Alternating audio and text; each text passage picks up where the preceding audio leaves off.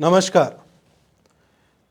Elections 2024 ऐसे एक बड़े इवेंट के समय पर जो मार्केट में हुआ मूवमेंट, इस तरह के बड़े वॉलेटिलिटी जो है, ऐसे मूवमेंट में ट्रेड कैसे करें, ये ऐसे वॉलेटिलिटी से कैसे बचें, एक ट्रेडर के नाते कैसे हम बचकर रहें, क्या अप्रोच होना चाहिए, क्या सोच होना चाहिए, कैसे हम ट्रेड करें ऐसे सिचुएशन में।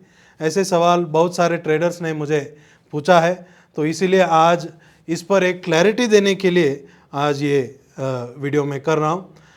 देखिए, पहली चीज़, मार्केट में जब आप बोलते हैं कि इतना बड़ा वोलेटाइल मार्केट है, वोलेटाइल हो या ना हो, ट्रेडर के नाते एक क्लैरिटी आप में होना चाहिए, मार्केट मूवमेंट पर समझ आपका क्या है, किस तरह आप मार्केट मूवमेंट को समझते हो, क्या क्लैरिटी आप में है मार्केट मूवमेंट पर, ये बहुत इंपॉर्टेंट है। जब वो क्लैरिटी आप में है तो किसी भी वॉलेटिलिटी में आप काम कर पाओगे।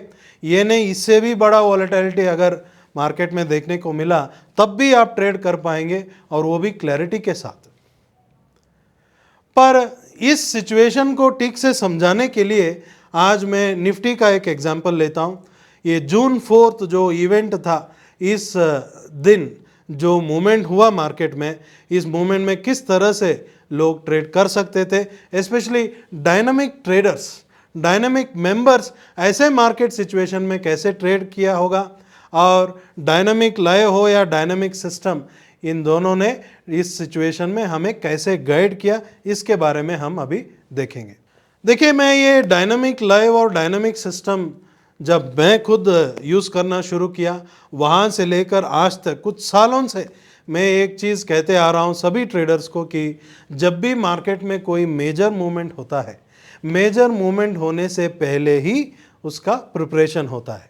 अब कौन प्रिपरेशन कर रहा है, कैसे प्रिपरेशन कर रहा है, मैं उस डिटेल में जाना नहीं चाहता, पर प्रिपरेशन जब हो रहा है, आप उसमें कैसे पार्टिसिपेट करेंगे, कैसे आप उसको समझेंगे, इसके बारे में हम जानेंगे। तो 4 जून जो इवेंट था, उससे पहले मार्केट मूवमेंट क्या हो रहा था, और डायनामिक लाइव ने कैसे हमें इंफॉर्मेशन दिया, क्या इंफॉर्मेशन दिया, ये देखते हैं। देखिए, 30 मई 2024 जब निफ्टी का प्राइस नीचे आ रहा था, करीबन 23,100 से लेकर वहाँ से कुछ दिनों तक प्राइस नीचे आ रहा है, और 30 मई तक प्राइस 23,417 तक का लो बना दिया है इसने, 30 मई 2024। अब इवेंट कब है? 4 जून। अब बहुत सारे लोग जो इवेंट को देखकर ट्रेड करने के पीछे लगे हैं, तो वो क्या करेंगे, उन्होंने पहले ही देख लिया कि इवेंट कुछ पॉजिटिव आने वाला है, अगर इवेंट पॉजिटिव आ गया तो मार्केट यहाँ तक चला जाएगा, इतना बढ़ जाएगा। ये सारी चीज़, सारे न्यूज़ वगैरह, ये सारे गॉसिप्स सुनकर बहुत सारे लोगों ने 23,100 लेवल्स पे ही बाई कर दिया होगा निफ्टी को। ये सच है कि नहीं? पर बाई करने के बाद क्या हो रहा है, प्राइस नीचे आ रहा है। ये छोटा मोटा मूवमेंट नहीं है। 23,100 से लेकर अगर प्राइस उसका 22,400 रेंजेस तक आ गया है, ये तो बहुत बड़ा मूवमेंट है निफ्टी में, है कि नहीं? और इस बड़े मूवमेंट में जैसे मार्केट नीचे आ रहा है, अब जिन्होंने ऊपर बाई किया है उन सारे लोगों को कंफ्यूजन शुरू हो गया। जो लोग इवेंट से पहले कोई ट्रेड करना चाहते हैं, बहुत सारे लोग ऐसे भी थे जिन्होंने मुझे फ़ोन पे भी पूछा है कि मैं थोड़ा इधर उधर थोड़ा पैसा इकट्ठा किया है, 50,000 लाख रुपए मैंने इकट्ठा किया है, ये इवेंट आने वाला है, तो इस इवेंट में कैसे ट्रेड करें, क्या ट्रेड करें, आप कुछ बताएंगे तो मैं पूरा पैसा यहाँ पर लगा दूंगा और एकदम एक प्रॉफिट कमा दूंगा, ताकि मेरा जो भी कमिटमेंट रिक्वायरमेंट है वो पूरा फुलफिल हो जाएगा। तो ये अप्रोच लेकर लोग आ रहे थे, राइट? तो आप ये जैसे ये वीडियो आगे बढ़ेंगे तो आपको समझ में आएगा कि क्या सही है, क्या गलत है। तो जैसे प्राइस नीचे आने लगा 30 मई तक, अब लोगों को कंफ्यूजन शुरू हो गया, क्या ये इवेंट पॉजिटिव होने वाला है या नेगेटिव होने वाला है, क्या प्राइस यहाँ से बढ़ेगा या और नीचे चला जाएगा, है कि नहीं? जैसे मार्केट नीचे आना शुरू किया, अब जो एक्सपर्ट्स थे वो लोग भी कमेंट अभी देने लगे कि पॉजिटिव रिजल्ट आया तो ये होगा, अगर पॉजिटिव रिजल्ट नहीं आया तो ये भी होगा, दोनों बता रहे हैं अभी। तो आपको और ज़्यादा कन्फ्यूजन। पर जैसे प्राइस नीचे आने लगा 30 मई को डायनामिक लाइव में जब इसने 22,417 का लो बनाया, उस लो के पास ही डायनामिक लाइव में एक डायनामिक सिग्नल आ गया।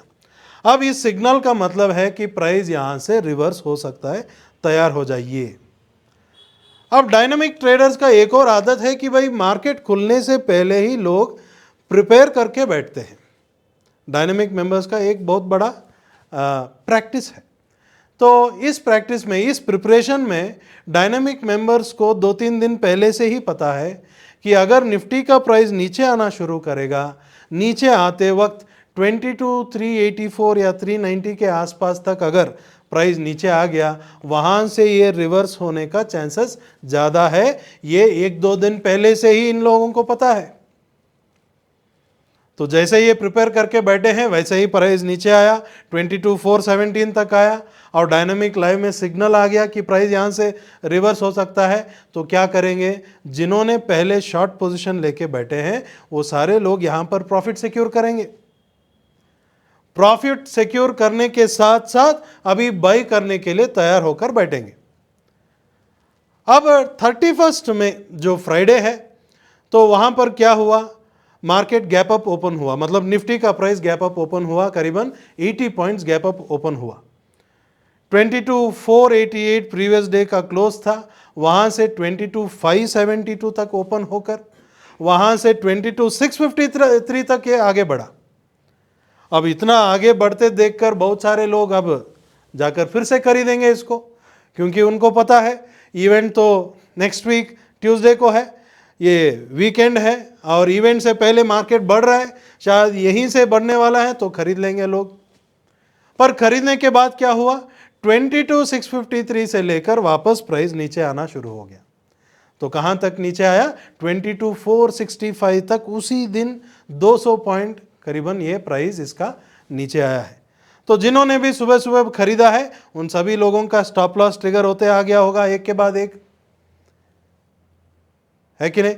जिन्होंने स्टॉप लॉस ही नहीं लगाया है, एटलीस्ट उन लोगों को पैनिक तो हो गया होगा, अभी होने वाला क्या होने वाला है, अब कैसे मैं इस पोजीशन को रख के बैठूं, टेंशन नहीं लेना है, पहले इसको एग्जिट करो, पैनिक होकर एग्जिट कर देंगे।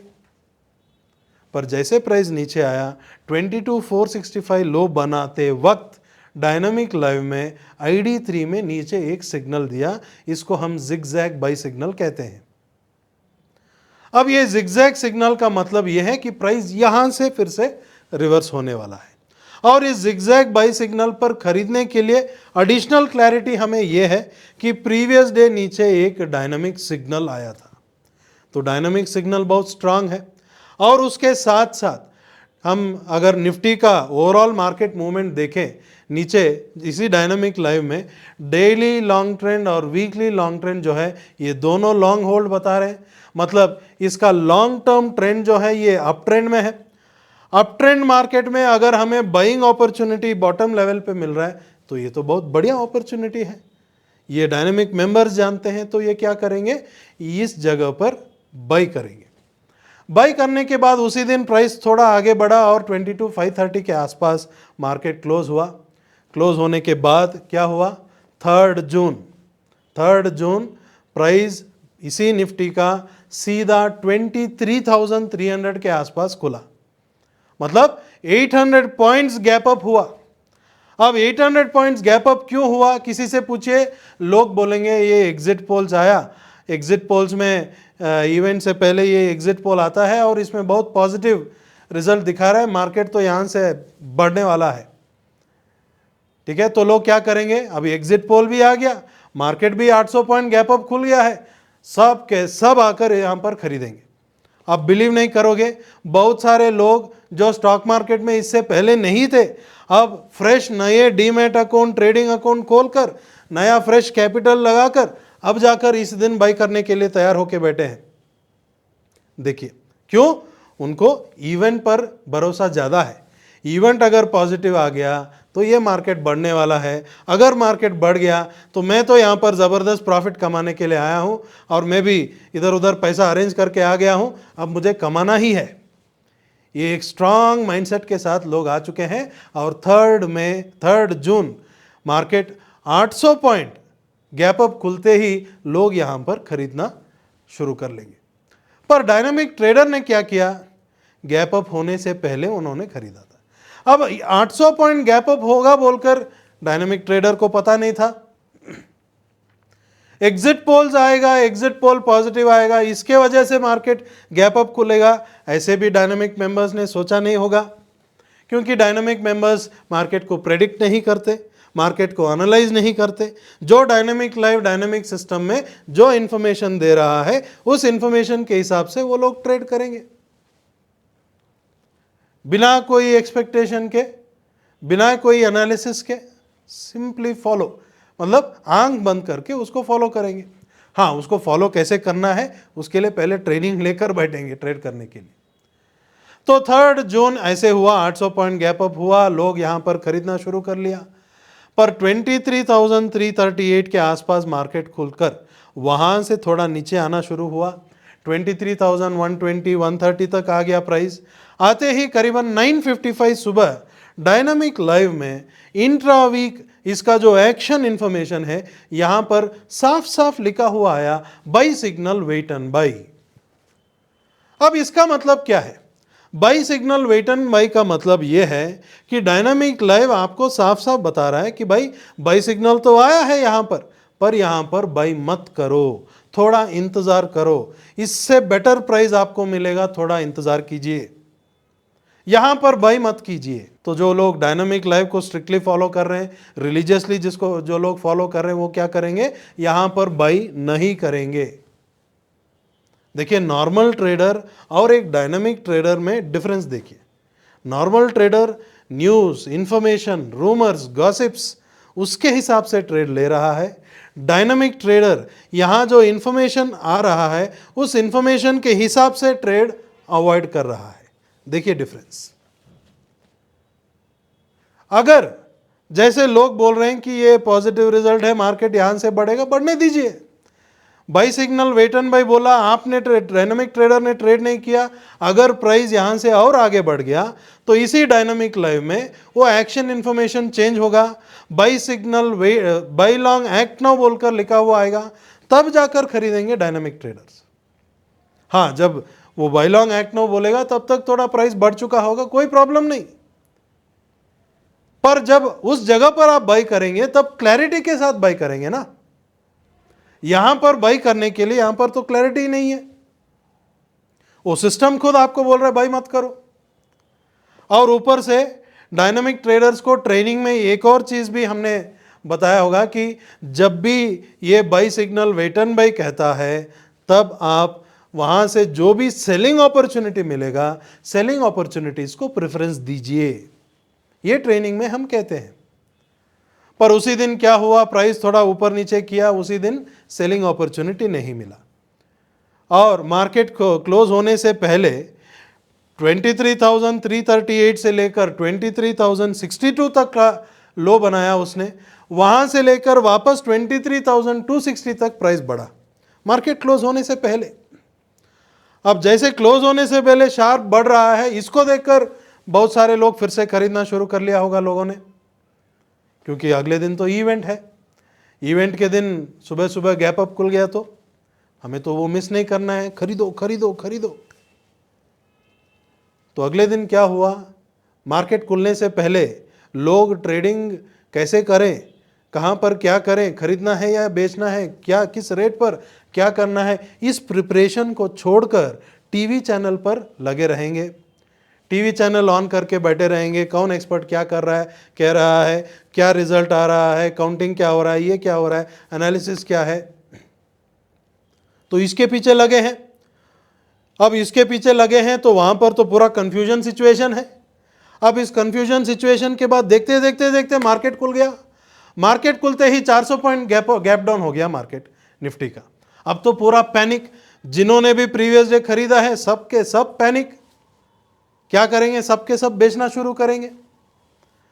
पर जैसे ही गैप डाउन खुला 9:20 सुबह डायनामिक लाइव में ID1 लॉन्ग सिग्नल ने सेल सिग्नल दे दिया, उसने सेल शॉर्ट एक्ट नो बता दिया। जब उसने सेल शॉर्ट एक्नो बता दिया, डायनामिक ट्रेडर तो पहले ही मन बना के बैठे हैं, प्रिपरेशन करके बैठे हैं कि सेलिंग अपॉर्चुनिटी मिलने पर ज़रूर हमें ये ट्रेड करना पड़ेगा। पर जब इसने सेल दिया, प्राइस चल रहा था 22,850। थोड़े लोग अभी आप सोचेंगे कि भाई 23,300 कहाँ है, 22,850 कहाँ है, 400 पॉइंट नीचे आकर आप सेल करने के लिए बोल रहे हैं। ये 400 पॉइंट क्यों नहीं हम कर पाए, वहाँ क्यों नहीं हम सेल कर पाए, वहाँ पर भी कर सकते थे। जब उसने बोला कि buy signal wait and buy, मतलब बाई मत करो, बाई क्यों नहीं करना चाहिए, क्योंकि डायनामिक लाइव को पता चल रहा है कि भाई पीछे कुछ तो चल रहा है यहाँ पर, ये आगे बढ़ने वाला नहीं है, लगता है कि ये नीचे आने वाला है। तो जब वो क्लैरिटी है तो वहीं पर लोग शॉर्ट भी कर सकते थे। पर ठीक है, अगर आपने एक सिस्टमैटिक अप्रोच में गए तो अगले दिन 4 जून को सुबह 9:20 को आपने शॉर्ट पोजीशन लिया होगा 22,850 पर। 22,850 पर शॉर्ट लेने के बाद वहाँ से क्या हुआ, प्राइस एकदम नीचे आया, 22,500 रेंजेस तक आ गया, वो सीधा 300-350 पॉइंट नीचे आ गया। जैसे प्राइस नीचे आया, उस जगह पर डायनामिक लाइव इंट्रा वीक में नीचे हमें एक सिग्नल मिला। अब इस सिग्नल पर हमने क्या किया होगा, सीधा शॉर्ट पोजीशन हमने एग्जिट कर दिया होगा। शॉर्ट एग्जिट ही नहीं, यहाँ पर लॉन्ग पोजीशन भी हमने लिया होगा। पर लॉन्ग पोजीशन लेने के बाद प्राइस आगे ऊपर नहीं बढ़ा, प्राइस वापस नीचे आना शुरू किया। सुबह 11 बजे इस टाइम तक क्या हो गया, प्राइस और नीचे आकर ID3 लॉन्ग सिग्नल ने सेल दे दिया। जब ID3 लॉन्ग सिग्नल ने सेल दिया, उसी टाइम पर यहाँ पर ये डाउमेंटिक मेथड एक्शन इंफॉर्मेशन जो है, यहाँ पर sell short act now, sorry buy put option now बोलकर यहाँ पर लिखा हुआ आ चुका है। तो अब क्या करेंगे, यहाँ पर सीधा लॉन्ग एग्जिट करके शॉर्ट पोजीशन लेंगे। इस समय तो इंट्रावीक लॉन्ग सिग्नल भी सेल प्रिपरेशन कर रहा है ऑलरेडी, तो यहाँ पर शॉर्ट पोजीशन ले लेंगे। और इसी टाइम के आसपास जो डायनामिक सिस्टम फॉलो कर रहे हैं उसके हिसाब से भी शॉर्ट पोजीशन इनिशिएट हो रहा है यहाँ पर, तो यहाँ पर तो शॉर्ट बनता ही है, तो शॉर्ट पोजीशन लिया होगा। शॉर्ट पोजीशन लेने के बाद 22,300 के आसपास शॉर्ट पोजीशन लेने के बाद प्राइस और नीचे आ गया, 22,000 रेंजेस तक आ गया। 22,000 रेंजेस तक आकर मतलब जब ये प्राइस नीचे आ रहा था, डायनामिक मेंबर्स को पता है 22,300 हो या 390 हो, उससे नीचे 22,050 हो, ये सारे इंपॉर्टेंट लेवल है। यहाँ से कहीं पर भी प्राइस रिवर्स हो सकता है, ये जानकर बैठे हैं। पर प्राइस ने क्या किया, सीधा सारे लेवल्स को तोड़ते और नीचे आ गया। नीचे आते आते एक और चीज़ भी डायनामिक मेंबर्स को पता है, 21,690 के आसपास वहाँ पर डायनामिक मेजर सिग्नल्स है, वहाँ तक प्राइस अगर आ गया, वहाँ से अगर प्राइस रिवर्स हुआ तो अप मूवमेंट जोरदार रहेगा, ये भी उनको पता है। तो प्राइस वहाँ तक आ गया सीधा 21,690। तो यहाँ आते ही क्या करेंगे, जो लोग शॉर्ट पोजीशन लेके बैठे हैं ये सारे एक के बाद एक प्रॉफिट सिक्योर करना शुरू कर लेंगे। पर प्रॉफिट सिक्योर करते करते प्राइस यहाँ पर रुका नहीं और नीचे चला गया 21,280 के आसपास। पर जैसे प्राइस नीचे आना शुरू कर दिया, इस लेवल्स तक जब आ गया, डायनामिक लाइव में डायनामिक मेजर सिग्नल्स एक्टिवेट हो गए। जैसे हमारे NWC ने कहने लगा C7 ग्रीन कलर, NMC में कहने लगा C2 ग्रीन कलर, मतलब डायनामिक मेजर सिग्नल तक प्राइस आ चुका है। यहाँ से प्राइस अगर रिवर्स होगा तो जोर से मूवमेंट देगा, ये बहुत स्ट्रांग पॉइंट्स है मार्केट के लिए। तो देखते देखते उस दिन 4 जून को प्राइस 21,200 से लेकर प्राइस थोड़ा ऊपर जाकर वो हायर रेट पर क्लोज हुआ, मतलब डेज लो को कंपेयर करेंगे तो थोड़ा हायर रेट पे वो क्लोज हुआ। क्लोज होने के बाद अगले दिन 5 जून जब मार्केट खुला तो इसी डायनामिक लाइव में नीचे डेली लॉन्ग ट्रेंड में साफ साफ लिखा है sell short wait and act, मतलब प्रीवियस डे जो मार्केट डाउन आया है, यहाँ पर जो भी सेलिंग अपॉर्चुनिटीज क्रिएट हुआ है ये क्लियर सेलिंग अभी नहीं है, यहाँ से कभी भी वापस प्राइस ऊपर जा सकता है, ये इंफॉर्मेशन वो दे रहा है। और साथ में डायनामिक मेजर सिग्नल्स भी एक्टिवेट हो चुका है। अब डायनामिक मेंबर्स को साफ साफ पता है कि भाई आज अगर कोई बाइंग अपॉर्चुनिटी मिलेगा तो ज़रूर इसको बाई करना ही है, क्योंकि यहाँ से ये आगे बढ़ने वाला है। तो 5 जून को क्या हुआ, प्राइस प्रीवियस डे क्लोजिंग से थोड़ा गैप अप होकर वहीं का वहीं ट्रेड होता रहा और सुबह 11 बजे निफ्टी में ID3 स्पीड सिग्नल ने बाई कंफर्म कर दिया। अब जब इसने बाई कंफर्म किया, उस टाइम पर प्राइस चल रहा था 22,215। अब यहां पर आपको लॉन्ग पोजीशन लेना है। अब थोड़े लोग ये सोचेंगे कि भाई 21,280 कहाँ है, 22,215 कहाँ है, मतलब करीबन 1000 पॉइंट के ऊपर आप हमें खरीदने के लिए बोल रहे हो, इतने हाई रेट पर कौन खरीदेगा? तो उन ऐसे लोगों को मेरा सवाल यह है, ये हाई रेट है, ये किसने बोला आपको? आपने कैसे डिसाइड किया कि ये हाई रेट है? देखिए, ये सारे एक ट्रेडर का प्री जजमेंट होता है। अगर आप प्री जजमेंट के हिसाब से मार्केट को देखेंगे तो क्या होगा? इसका मतलब है कि आप मार्केट को एक दिशा में मूवमेंट देने का एक्सपेक्टेशन रख के बैठे हैं। आपके एक्सपेक्टेशन के हिसाब से मार्केट कभी मूवमेंट नहीं देगा। मार्केट जिस डायरेक्शन में जा रहा है, आपको उसके साथ जाना है कि नहीं? थोड़े लोग ये भी बोलेंगे कि भाई 1000 पॉइंट मूवमेंट हो गया, ये हमें मिस हो गया। अरे मिस होना तो छोड़ो, अभी जो अपॉर्चुनिटी मिल रहा है उसको मत छोड़ो, है कि नहीं?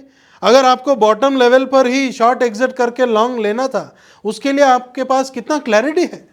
क्या क्लैरिटी है आपके पास? हाँ, इस डायनामिक लाइफ में, डायनामिक सिस्टम में उसके लिए क्लैरिटी है। उस क्लैरिटी के साथ अगर आप वहां पर ट्रेड लेने के लिए तैयार थे तो जरूर ले सकते हैं, कोई प्रॉब्लम नहीं। पर जिनके पास क्लैरिटी नहीं है उनका सोचिए। अगर आपके पास वहां पर खरीदने का क्लैरिटी नहीं है तो सोचिए, जब मार्केट ऐसे नीचे आ रहा है, करीबन 10% नीचे आ रहा है, क्या आपको बाई वहां पर बाई करने का क्लैरिटी था? सवाल यह है कि नहीं? पर हमें क्लैरिटी वहां पर था कि यहां से प्राइस रिवर्स होने के लिए तैयार हो रहा है। अब होते वक्त हमें एक बाइंग कंफर्मेशन की जरूरत है। हमने कंफर्मेशन के लिए इंतजार किया, 22,215 पर हमें कंफर्मेशन मिला, हमने आंख बंद करके वहां पर खरीदा। खरीदने के बाद क्या हुआ? 22,215 से लेकर 7 जून तक वापस ये 23,000 रेंज तक आ गया। वापस जहां से मार्केट नीचे गया वापस उसी लेवल तक आ गया। अब जब 23,000 आया है, अब बोलिए आप कि क्या 22,215 हाई रेट है या लो रेट है? अगर 22,215 के आसपास बाई किया होता तो इतना बड़ा मूवमेंट आपका होता। पर आपने क्या किया? ये नीचे 1000 पॉइंट जो मिस हुआ उसमें ज्यादा दिमाग गर्म करके ये मूवमेंट आपने छोड़ दिया, है कि नहीं? तो ये सारे कंफ्यूजन क्यों हो रहे हैं? क्यों आपको ट्रेडिंग में कंफ्यूजन हो रहा है? सवाल क्या था? इवेंट के दिन, इलेक्शन 2024 ऐसे इवेंट के दिन जब मार्केट में इतना बड़ा वॉलेटिलिटी होता है, ऐसे वॉलेटिलिटी में हम ट्रेड कैसे करें? ऐसे वॉलेटिलिटी से कैसे बचे? इस मोमेंट में हमें किस तरह का अप्रोच होना चाहिए, कैसे सोचना चाहिए? सवाल यह है। जब सवाल यह है तो इसीलिए मैं कह रहा हूं, जब मार्केट मूवमेंट में आप ट्रेड करने के लिए आए हैं तो आप मार्केट मूवमेंट को समझिए, मार्केट मूवमेंट को देखिए, वो खुद आपको समझाएगा मैं किस तरफ जा रहा हूं। पर इसको अगर आप छोड़कर बाहर जो सब कुछ हो रहा है, न्यूज़ क्या आ रहा है, इवेंट क्या हुआ, कौन क्या कह रहा है, ये आगे जाकर क्या होगा क्या नहीं होगा, इस पर जब ज़्यादा ध्यान देंगे तो क्या हो रहा है? आप बहुत सारे चीज़ों को लाकर कंफ्यूज, खुद अपने आप को कंफ्यूज कर रहे हो आप।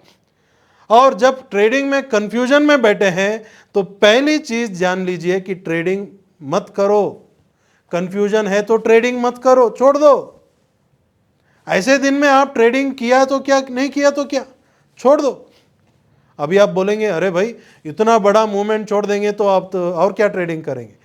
सही बात है, इतना बड़ा मूवमेंट छोड़ देंगे तो बहुत बड़ा बेनिफिट आप जरूर मिस करेंगे। पर इतना बड़ा मूवमेंट में ट्रेड करने के लिए आपके पास क्लैरिटी है क्या, वो बताओ ना। इस मूवमेंट में अगर आपने ट्रेड किया तो कुछ नहीं होने वाला है, कुछ नहीं होने वाला है। आज नहीं तो कल ट्रेड कीजिए। मार्केट हमेशा रहेगा, जब तक मार्केट रहेगा मार्केट में मूवमेंट जरूर रहेगा, और जब तक मार्केट में मूवमेंट रहेगा आप ट्रेड कर पाओगे, प्रॉफिट कमा पाओगे। पर सवाल यह है कि जब मार्केट हमेशा रहेगा, जब मार्केट में मूवमेंट रहेगा, तब आप रहेंगे कि नहीं, वो सवाल है। अगर आप रहेंगे तो आपके पास आपका कैपिटल बचा रहेगा कि नहीं, ये सवाल है। इसका आंसर आपके पास होना चाहिए, इसका क्लैरिटी आपके पास होना चाहिए। ट्रेडिंग में देखिए, जब क्लैरिटी है तो ट्रेड करो, क्लैरिटी नहीं है तो ट्रेड ही मत करो। कौन आपको फोर्स कर रहा है ट्रेड करने के लिए? बिना क्लैरिटी के ट्रेड मत करो। खुद आप अपने आप में थोड़ा क्या है इंट्रोस्पेक्ट कीजिए कि आपका जो ट्रेडिंग डिसीजन है, किस हिसाब से आपने ये ट्रेड डिसीजन लिया, क्या फैक्टर्स ने आपको इन्फ्लुएंस किया ये ट्रेड डिसीजन लेने के लिए।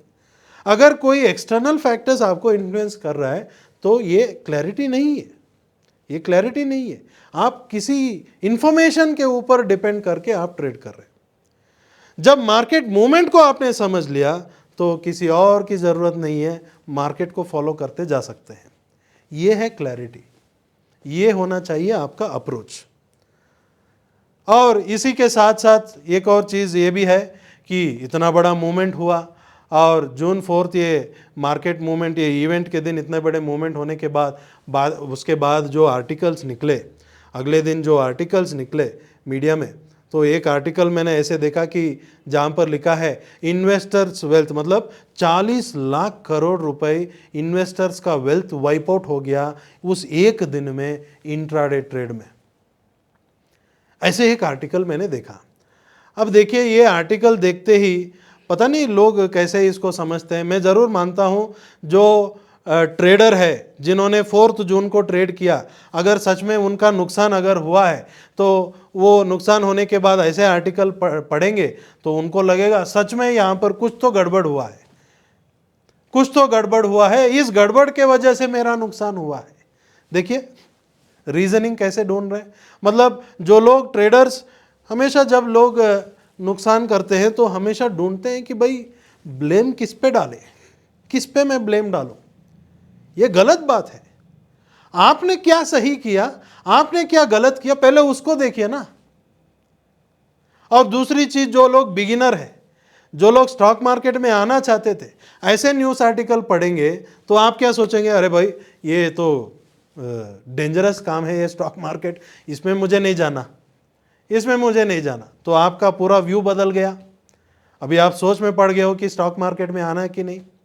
जो लोग स्टॉक मार्केट के बारे में ये भी सीढ़ी नहीं जानते, वो लोग ज़्यादा रूमर्स फैलाएंगे, गॉसिप्स फैलाएंगे कि देखो 40 लाख करोड़ पब्लिक का पैसा उड़ गया, वाइप आउट हो गया, तो इसका मतलब ये तो पूरा गैम्बलिंग हो गया, ये तो पूरा गलत बात है, इस गवर्नमेंट के वजह से, इस पार्टी के वजह से, इनके वजह से।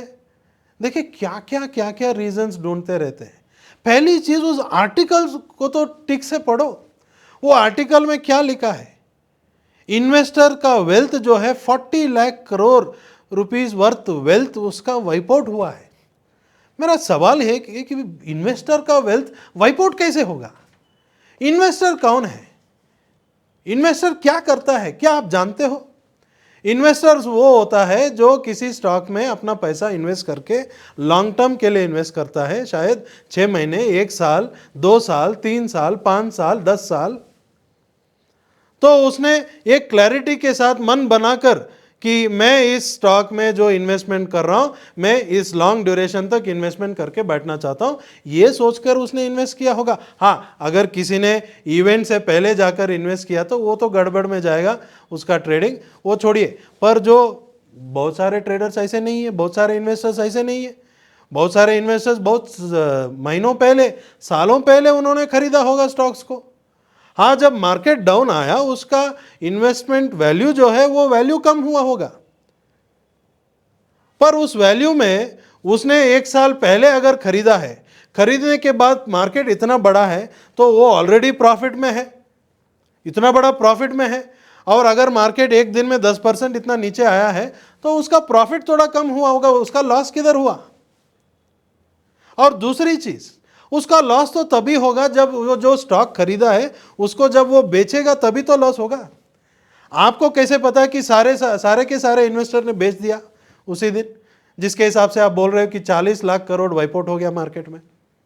और दूसरी चीज, इसी स्टेटमेंट को ठीक से पढ़िए, 40 लाख करोड़ इन्वेस्टर्स का वेल्थ वाइप आउट हुआ है इंट्राडे ट्रेड में। मुझे तो ये बकवास लगता है, एब्सोल्यूट बकवास लगता है। इन्वेस्टर इंट्राडे ट्रेड क्यों करेगा? भाई थोड़ा तो सोचो।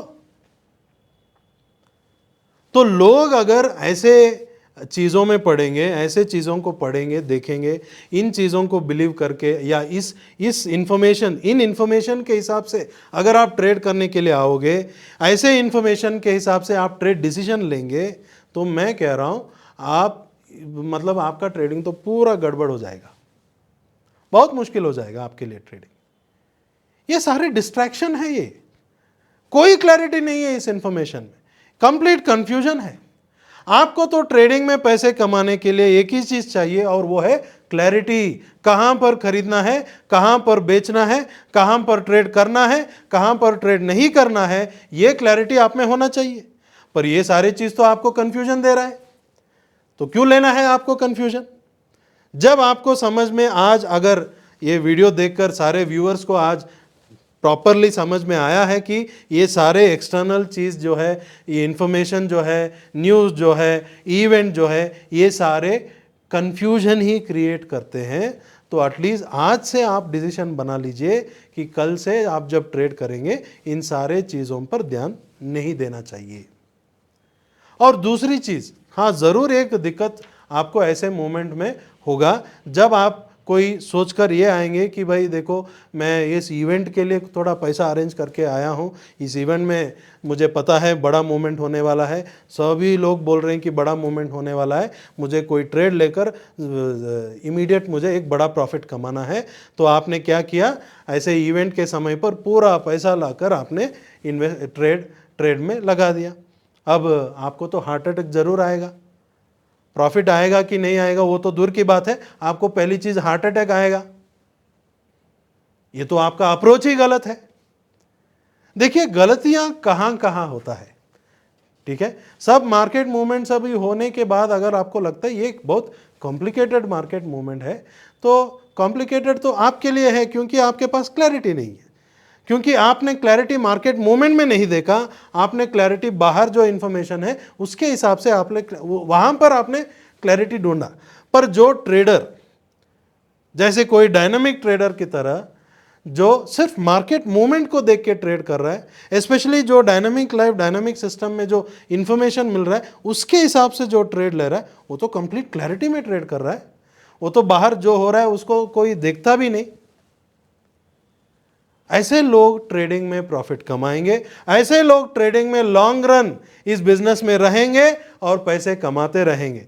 जो लोग क्लैरिटी के बिना बैठकर ट्रेड करेंगे उनका इस बिजनेस में आगे बढ़ना बहुत मुश्किल काम है। तो मैं मानता हूं आज इस वीडियो को देखकर आपको एक क्लैरिटी मिला होगा कि भाई इवेंट के दिन, हाई वॉलेटाइल मार्केट, ये दो शब्द जो है यहीं पर आपका डर पैदा हो चुका है। इवेंट कुछ नहीं है, इवेंट हो या इवेंट नहीं हो, मार्केट मूवमेंट जो हो रहा है वो तो होगा,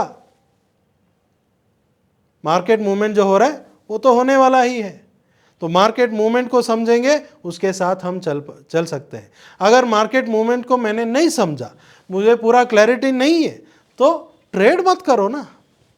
सिंपल सी डिसीजन, ट्रेड मत करो, कुछ नहीं होने वाला।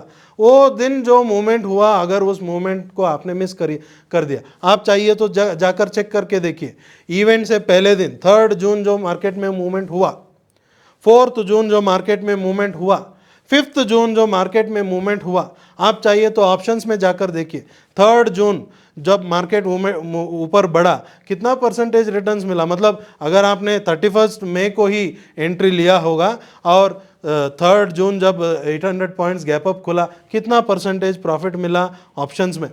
बाद में 4 जून को जब मार्केट इतना बड़ा मूवमेंट नीचे दिया, इसमें कितने परसेंटेज का प्रॉफिट मिला आप चेक करके देखिए। बाद में 5 जून जब मैंने कहा कि ये ID3 स्पीड सिग्नल ने बाई दिया, बाई देने के बाद जो मूवमेंट हुआ, उस मूवमेंट में ऑप्शन में कितना परसेंटेज रिटर्न्स मिला आप चेक करके देखिए। आप तो चौंक जाएंगे कि 5 जून जो परसेंटेज प्रॉफिट है वो इन दोनों दिनों से ज़्यादा प्रॉफिट ये दिन दिया है। इन दोनों दिनों से ज़्यादा प्रॉफिट यहां पर मिला है, राइट। तो जो इवेंट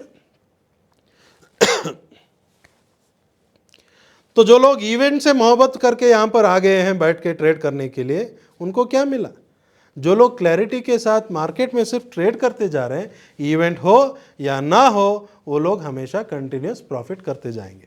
ठीक है, तो यही चीज़ आपको क्लैरिटी होना चाहिए मार्केट में। मैं मानता हूँ इस वीडियो से आपको आगे मार्केट में कैसे बढ़ना है, कैसे अप्रोच होना चाहिए, आपका व्यू कैसे होना चाहिए, किस चीज़ पर फोकस करना है, किस पर फोकस नहीं करना है, ये आज आपको क्लैरिटी ज़रूर मिला होगा। नमस्कार।